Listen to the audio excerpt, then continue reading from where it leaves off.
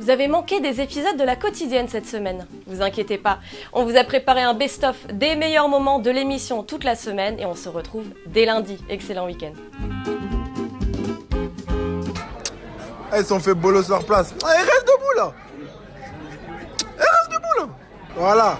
Les poteaux, vous restez là. Attendez, vous restez là. Voilà, prends son pain. Et la conférence de presse du week-end, c'est celle de Julien Sablé après la lourde défaite de son équipe à Marseille, donc 3-0, 9e match sans victoire pour les Verts. Du coup, il était très énervé en conférence de presse Julien Sablé. Il s'est présenté 46 secondes devant les médias, mais nous, on est capable de faire plus court. Bonsoir, ça va pas durer longtemps. Je peux pas accepter ce que je viens de voir ce soir. J'ai jamais rendu les armes et ce que j'ai vu là, ça me plaît pas du tout.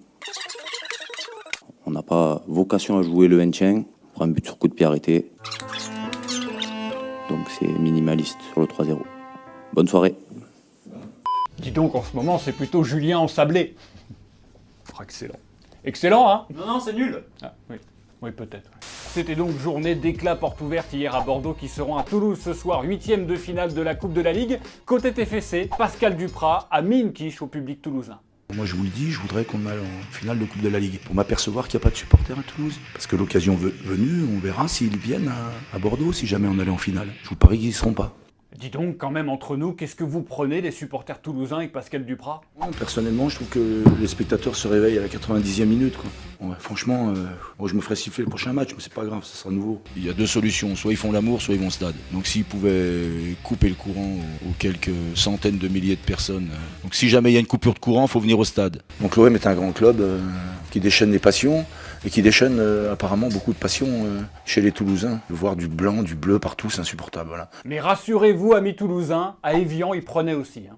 Puis je vais blâmer les groupes de supporters ou pseudo-supporters du club. Je vais simplement leur dire que quand ils crient direction démission, je vais leur dire que sans notre direction, sans nos sponsors, eh bien on retournera en DH. Et c'est ce qu'ils méritent en fait. Les petits jeux maintenant. Question. Monsieur Pignon, votre prénom à vous c'est François, c'est juste? Non, pas celle-là, en plus on sait que la réponse est que lui aussi c'est juste. Non, la vraie question, regardez que fait Diego Maradona sur cette image. Petit 1, il est en train de mettre TF1 pour mater le replay de téléfoot. Petit 2, il est en train de tester son tout nouveau portail électrique. Ou petit 3, il est en train de tirer un rideau pour se voir avec la coupe de Madame Doubtfire. Voici la réponse. Et c'était la réponse 3, la star argentine a inauguré en grande chaussure une statue à son effigie à Calcutta en Inde. Une statue haute de 4 mètres avec un magnifique brushing. Alors je sais pas ce qu'ils ont les sculpteurs en ce moment, mais il y a quand même quelques presbytes. L'OM se rend à Rennes et ce qui fait beaucoup parler ces dernières semaines, c'est le niveau de Kostas Mitroglou, l'attaquant grec arrivé cet été à la toute fin du mercato pour 15 millions d'euros.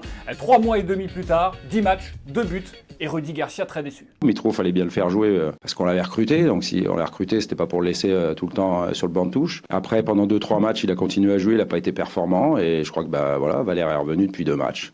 Et le journal L'Équipe va même plus loin aujourd'hui avec cette une, crédit épuisé. Rudy Garcia envisagerait de se séparer de Mitroglou dès le mercato hivernal. Vous savez ce que j'aime moi dans la télé? Ce sont les cassettes. Clément, t'as un truc pour moi? Et donc elle est grosse ta cassette. Bon bah regarde. Moi je suis ravi de son arrivée, c'est le profil qu'on recherchait. On attendra qu'il soit opérationnel pour justement lui montrer notre confiance. Et... Il va falloir attendre un petit peu, il va falloir attendre qu'il soit à 100%. Ce qui est sûr que c'est un profil qu'on n'a pas. Il a besoin de compétition, c'est un profil différent de ce qu'on a. Je demande de la patience. Laissez-lui du temps, laissez-le bosser. On a besoin de lui comme on a besoin de tous les joueurs. Donc je demande de la patience. Non, je suis pas agacé. Quand ça fait 4 mois que quelqu'un fait un boulot, je sais pas, si toi au bout de 4 mois dans ton métier, on t'avait descendu en flèche et on t'avait moqué, je suis pas sûr que tu serais très en confiance, c'est tout. Autre match ce soir de la Coupe de la Ligue, je le disais en ouverture, Strasbourg-Paris Saint-Germain, la revanche pour les Parisiens après leur défaite en Alsace il y a 10 jours en championnat et le coach de Strasbourg, Thierry Loret, qui nous a emmenés sur un terrain glissant. Un objectif, ça veut dire que tu penses réellement que tu peux y aller, quoi. Il faut que ce soit réalisable, un objectif, quand même. Une envie, moi j'ai des envies, quelquefois. Hein. J'ai rêvé de sortir avec Claudia Schiffer, mais bon, elle m'a jamais regardé. Hein. Merci Thierry Loret pour cette confidence. On va donc faire un instant beauf. Papa, maman, j'aime le beauf. Hier, je vous demandais si vous aimiez la Coupe de la Ligue et vous avez été nombreux à nous répondre. Alors exceptionnellement, aujourd'hui, pas de commentaires. Mais je vais tenter de résumer votre pensée. Pour vous, la Coupe de la Ligue, c'est un peu comme Claudia Schiffer. Alors, en 1995, c'est exceptionnel. En 2017, c'est moins bien. C'est bien, ok, mais c'est moins bien. Bouffe de France. Abdullah hata çıktı. Onun koşu yoluna doğru. Abdullah ortası karışımı inanılmaz mı? 1-0 öne geçiyor Bucaspor. Olağanüstü bir gol. Dakika 3. C'est la mi-temps. Dans la quotidienne, hier, à l'issue de Strasbourg-PSG, l'une de nos consoeurs tenait absolument à obtenir une réponse à cette question. Vous avez pris 2 buts ce soir quand même? Oui, on a pris 2 buts, mais le plus important c'est que nous on a fait 4 et on a gagné les matchs. Bon, c'est raté. Ça marchera peut-être mieux avec Verratti. Et vous avez pris 2 buts? Oui, mais on en a fait 4. Si on fait 4 buts et on prend 2 buts, on gagne toujours. Ben oui, finalement. C'est simple le football.